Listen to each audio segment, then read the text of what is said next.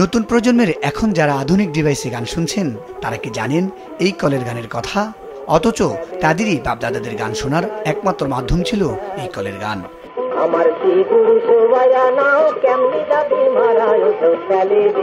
সেই পুরাতন ঐতিহ্যেরই ধারা হিসেবে ৯৫ বছর আগে বাবার কেনা কলের গান দিয়ে এখনো গান শুনছেন নাজমুল হাসান সৈনিক।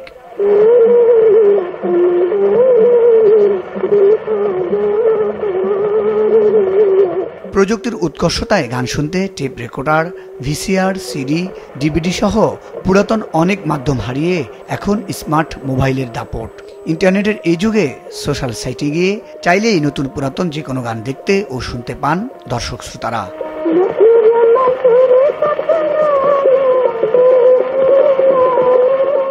আধুনিক এ যুগেও পারিবারিক আভিজাত্যের প্রতীক কলের গান এখনও শ্রোতাদের মুগ্ধ করে চলেছেন। মানিকগঞ্জে পৌরসভার বেউথা এলাকার শিউরিকুঞ্জে কলেজ শিক্ষক নাজমুল হাসান সৈনিকের বাড়িতে এখনো বসে কলের গানের আসর।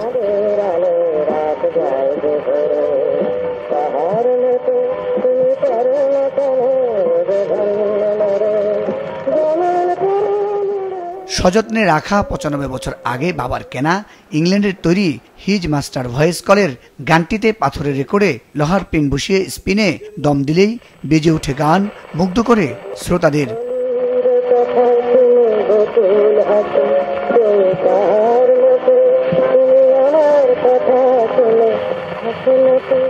আব্বুর কাছে শোনা যে আমরা চতুর্থ প্রজন্ম এই জিনিসটা এভাবে সংরক্ষণ করে আসছি। আমাদের বাচ্চাদেরও আমরা বলবো যাতে এই জিনিসটাকে ওইভাবেই সংরক্ষণ করে রাখে সুন্দরভাবে।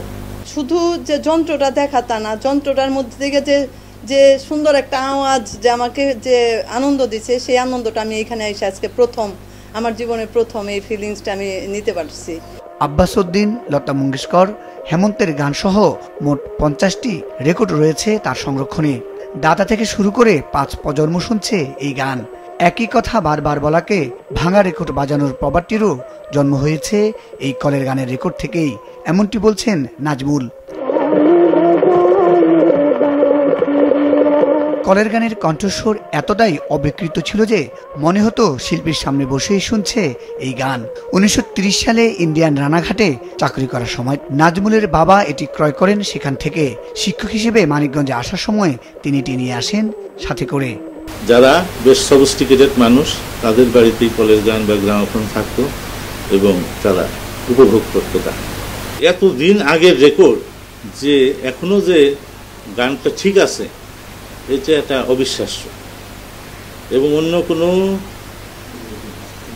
হইলে গানের যন্ত্র হইলে সেটা এতদিন কিন্তু লাস্টিং করতো না। আদিম যুগের হলেও কলের গান এখনো জনপ্রিয়তার প্রমাণ দিয়ে যাচ্ছে বলে মনে করেন নাজমুল। নতুন প্রজন্মের কাছে কলের গানকে পরিচয় করিয়ে দিতে এটি যেন টিকে থাকে, তাই তেল মোবিল দেয়া সহ ছোট কোনো সমস্যা হলে নিজেই করেন মেরামত। পরবর্তী প্রজন্ম এটি সংরক্ষণ করুক, এটাই তার ইচ্ছা। মুজাহিদ সাকিব, মাছরাঙ্গা নিউজ ডেস্ক।